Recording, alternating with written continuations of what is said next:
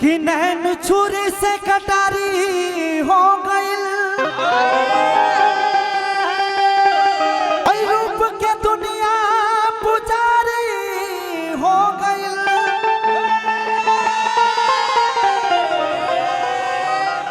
केहू जब आँखें नजरिया में बस जाला तब बुझी हो कि प्रेम के, तब बुझी हो कि लोभ के बीमारी हो गई।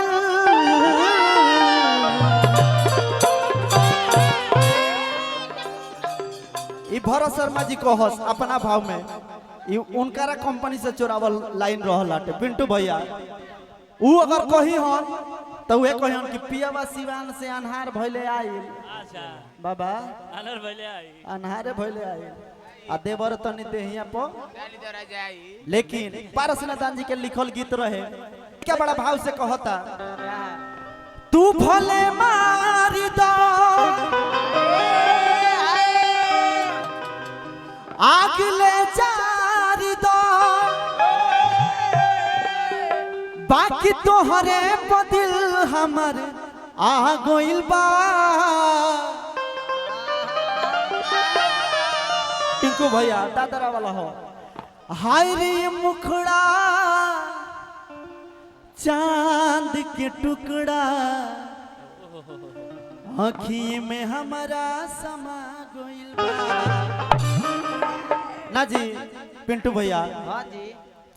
तू भले मार दो आग ले जान दो, तू भले मार दो आग ले जान दो, बाकी तोहरे दिल हमर आ गइल बा। ए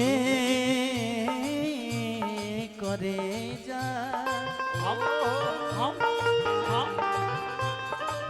हाय रे मुखड़ा चांद के टुकड़ा आँखियों में हमारा समा।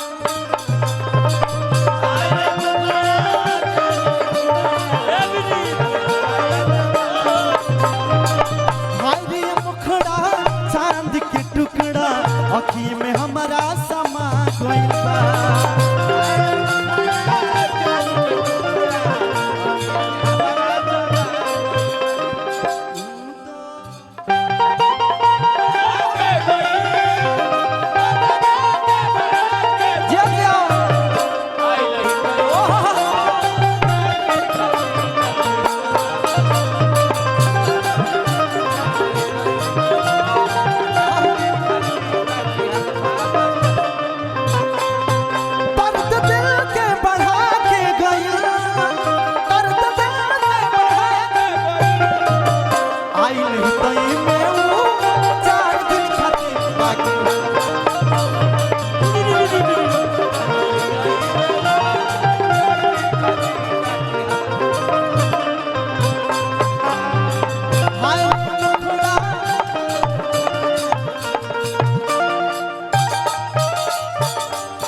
तने नहीं के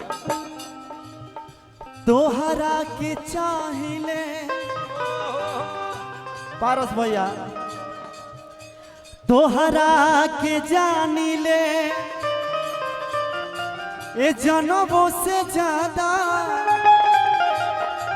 तू ही बताबो तोहर का इरादा।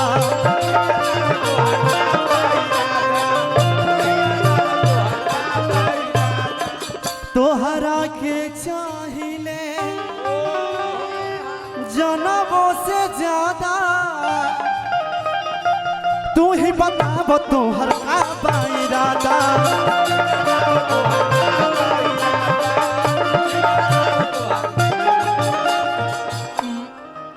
आज तू बोल दा राजी खोल दा, आज तू बोल दा राजी खोल दा, सुन खाती मन पगल लागल बा। हाय हाय रे हाय रे मुखड़ा चांद के टुकड़ा आँखियों में हमारा समा गइल।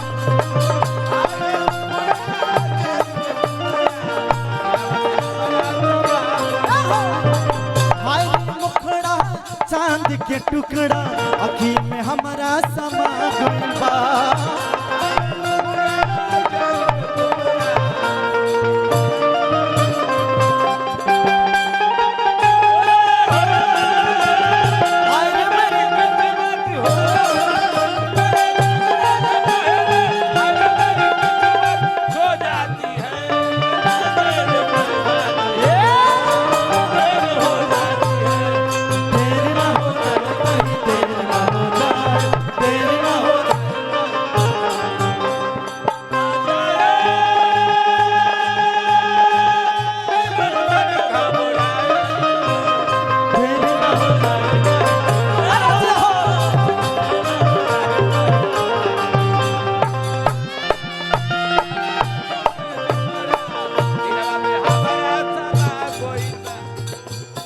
अतने ना जहिया से तारा के देखले बानी पारस भैया राती खानी सुतलो में बुझाला कि तारा जरिए बानी।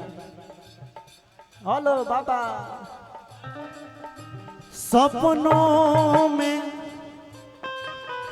देखिला तोहरा के रोजे जागिला तो लागिला भर पेट खोजे।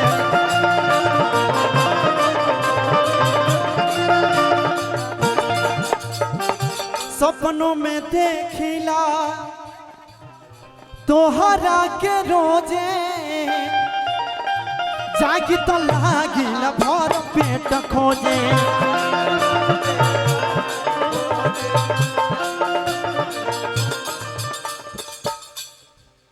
कोहे पारस नदान भोल लेला तू जान। कोहे पारस नदान भोल लेला तू जान। खाना पीना नहाना भुला गइल बा। हाय रे मुखड़ा चांद के टुकड़ा अभी में हमारा समा गइल बा।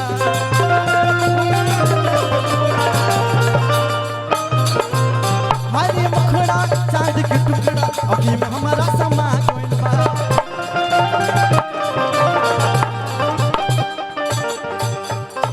हरे मुखड़ा चांद के टुकड़ा अखिए में हमारा समा गइल बा।